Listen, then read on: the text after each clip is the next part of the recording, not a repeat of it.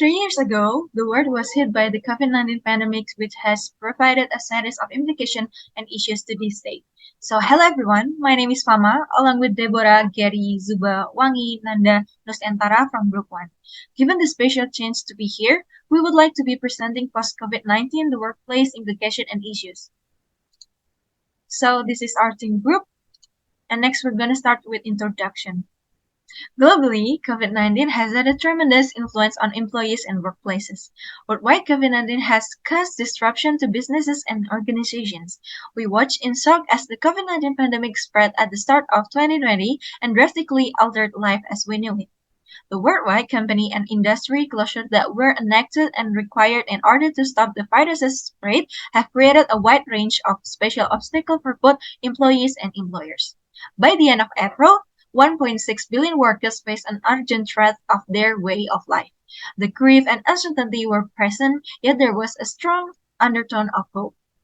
Despite many facing the prospect of layoff, furloughs, and shutdowns, organizations moved quickly to safeguard the health and safety of their employees, provide necessary services, and implement workforce strategies to support employees in the moment. As we will discuss on this occasion, this discussion will contain about the future of work after COVID-19, reminding human in a technology-driven and embracing possibility, new possibility arising from the COVID-19 crisis, workers face more challenging skill transition, and build a brighter future of work. The COVID-19 pandemic has accelerated the trend of digitization and automation in the workplace, as businesses had to adapt to the new reality of remote work and social distancing. Many of them turned to technologies to stay connected with their customers and employees. The COVID-19 has caused significant disruption in the way we work, changing the way we interact with colleagues and clients. While the futures of work is still uncertain, here are some potential changes that we may see. First, increased remote work. Remote work offers benefits such as cost saving, increased flexibility, and improved work-life balance. However, it also represents challenges such as social isolation, difficult with collaboration and communication, and blurred boundaries between work and personal life. The second is hybrid work. Many businesses may choose for a hybrid work arrangement, where employees work partly from home and partly from the office. This approach can offer the benefits of remote work while still maintaining face-to-face interaction and fostering collaboration and teamwork. The third is focus on employee well-being. The pandemic has highlighted the importance of employee well-being, both physical and mental. The fourth is emphasis on automation. The crisis has accelerated the adoption of technologies such as artificial intelligence and robotics. Automation can help business increase efficiency and productivity, but it can also lead to job displacement and skill gaps. The last one is increased emphasis on skills development. As the nature of work changes, employees will need to develop new skills to stay relevant in the job market. In conclusion, the future of work after COVID-19 is still uncertain, but we can expect to see changes in the way we work. COVID 19 has assured us that human concerns are not separate from technological advances at all, but they were integrated by organizations who want to capture the whole value of technologies that they have put in place. The success of remote working showed people that while technology can enhance work, it does not replace what is needed from human workers. Technology itself was not the greatest challenge in response to adaptation during the crisis.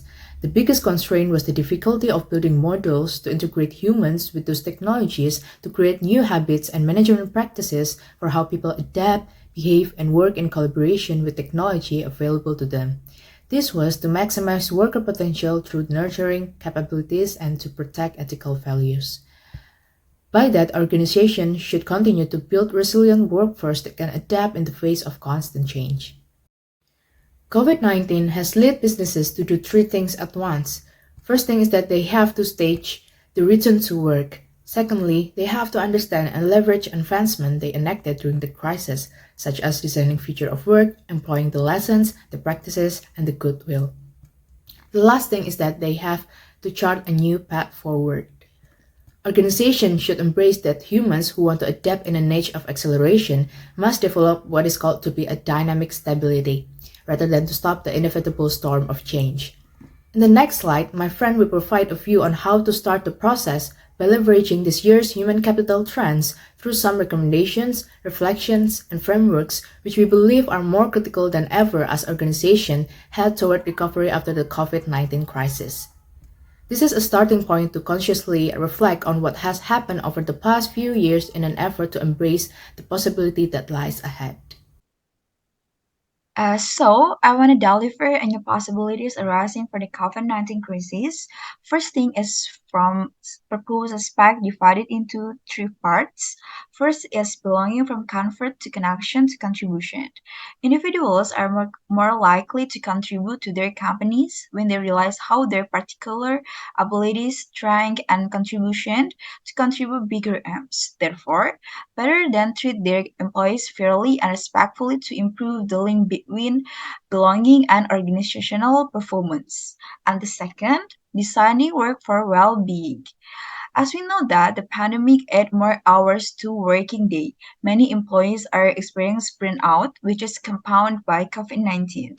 So now is the moment to include well-being into every area of job design and delivery, and fundamentally rethink work to focus on outcomes rather than activities.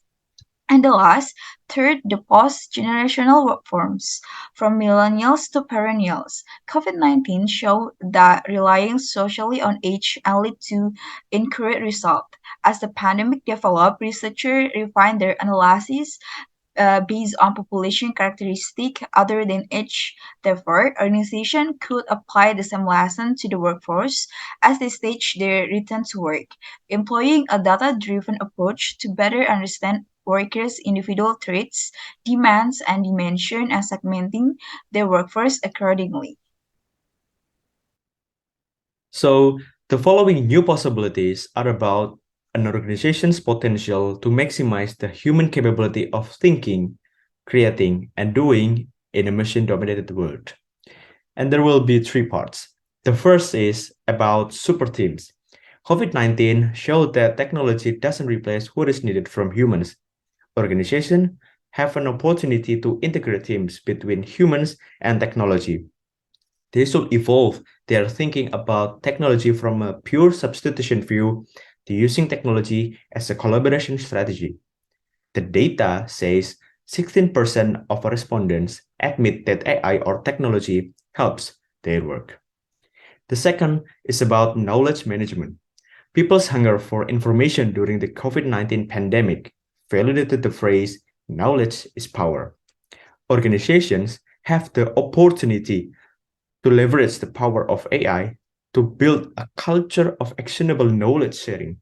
Thus, it will improve organizational productivity and quality.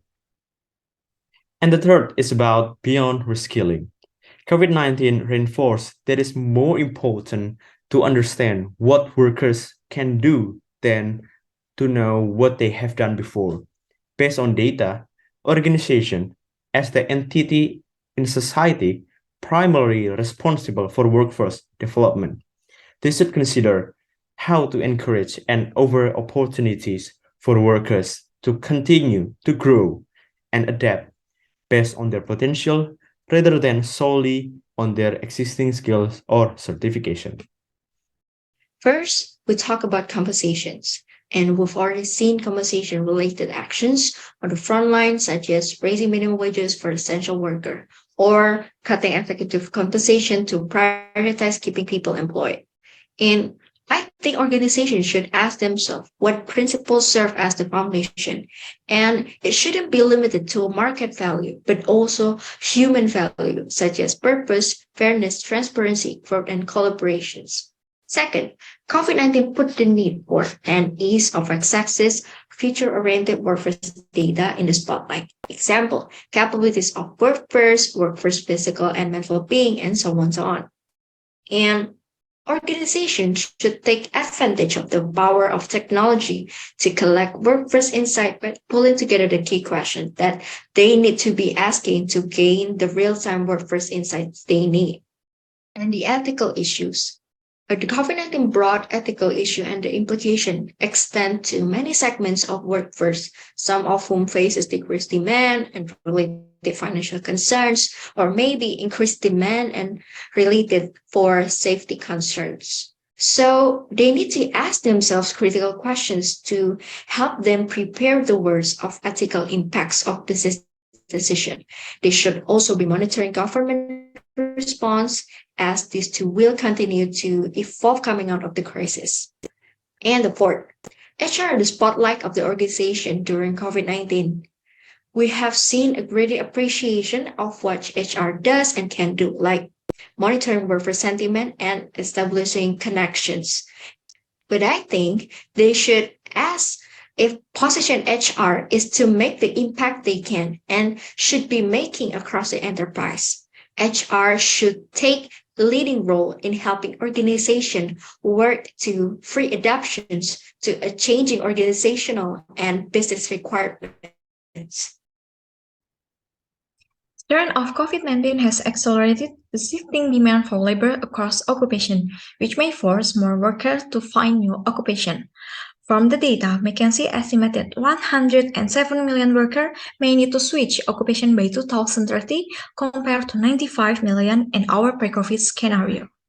In fact, for McKinsey, the impact of COVID-19 on labor markets may increase the number of workers who need to transition to new occupation. This transition within 14.9 million number of workers who will need to find new work within a different occupational category. As we can see, they are the top three jobs with the highest number, including office support of 5.7 million, production work of 2.3 million, and customer service and sales of 2.2 million. Moving on to the worker transition. From McKinsey post-COVID-19 scenario, we find that the greatest increase in demand is for technological skill and social and emotional skill. Then, how about the challenge of skill transition? Yep, from the data, demand for basic cognitive skills such as literacy, numeracy, and data entry is projected to decline substantially. Activities that require this skill are highly automated. For example, as chatbots and self-checkout. Considering all the previous research, there are opportunities for us to be able to improve. 1. Social and emotional skills such as interpersonal skills, empathy, negotiation, leadership, and initiative taking. And second, technological skill such as advanced IT skill, computer programming, engineering, and scientific research and development.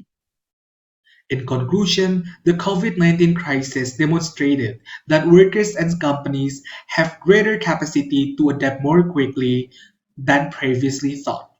As companies look beyond the pandemic, they have an opportunity to reimagine work, their workforce, and their workplace. Therefore, business executives and the policymakers have a variety of options to build a brighter work future by, first, determining a combination of remote work. Implementing this hybrid remote working mechanism will support the company in achieving the goal of increasing employee satisfaction and reducing real estate costs. Thus, the company should identify who can work remotely on specific activities rather than the whole jobs. Second, retraining workers. The changes brought by the COVID-19 open the door for companies to play a more prominent role in retraining workers for the new skills and expertise in the long term that will benefit the company itself. Third, expanding workforce benefits and protection. Sustainable protection and benefits craft a new competitive advantage for the company to revamp the labor market.